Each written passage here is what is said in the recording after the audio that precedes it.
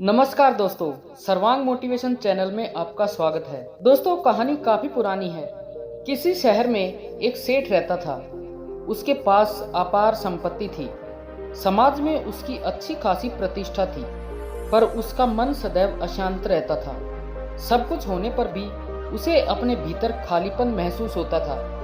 एक दिन उसे पता चला कि शहर के बाहर एक महात्मा आए हैं। अगले ही दिन वह उनके पास पहुंचा। महात्मा को प्रणाम कर सेठ बोला, महाराज, मैं जीवन भर धन संपत्ति अर्जित करने के लिए मेहनत करता रहा।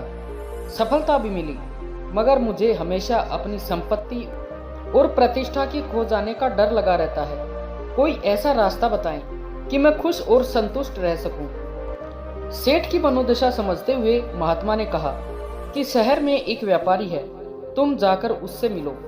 वही तुम्हें जीवन का सही रास्ता दिखाएगा। ये सुनकर सेठ मायूस हो गया। उसने सोचा कि इतने पहुंचे हुए महात्मा भी कुछ नहीं समझ पा रही, तो वह एक सामान्य सा व्यापारी क्या बताएगा। फिर भी खिन्न मन से वह उस व्यापारी के पास पहुंच गया और उसे जाकर सारी बातें बताई।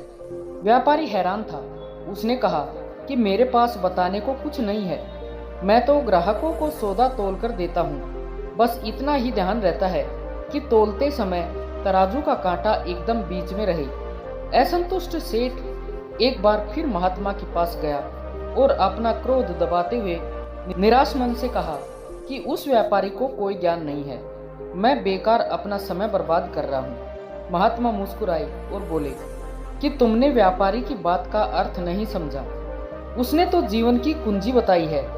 असल में वह मध्य मार्ग की बात कर रहा था। जीवन, मृत्यु, दुख, सुख, क्रोध, करुणा इत्यादि जीवन के दो छोर हैं। मृत्यु और दुख को हम नकारते हैं, जबकि जीवन और सुख का स्वागत करते हैं। कोई भोग में लिप्त है तो कोई त्याग की प्रतिमूर्ति बनना चाहता है। वह किसी एक ध्रुव के प्रति लगाव हमारे संतुलन को बिगाड़ देता है। जीवन वास्तव में घड़ी के पेंडुलम की तरह है।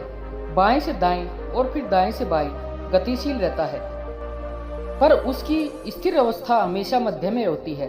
हमारा जीवन भी सुख दुख, जीवन मृत्यु रूपी एक छोर से दूसरे छोर तक एक प्रवाह में रहता है। जीवन के दोनों पहलुओं, दोनों छोरों को एक साथ न देख पाने के कारण वे हमें अलग अलग मालूम होते हैं, जबकि वास्तव में वे दोनों एक ही सूत्र से बंधे हुए होते हैं। यदि हम मध्य में रहें तो हम दोनों छोर एक साथ देख पाएंगे और यह बोध हो सकेगा कि विरोधी दिखने वाले दोनों छोर दरअसल एक ही चीज का फैलाव है।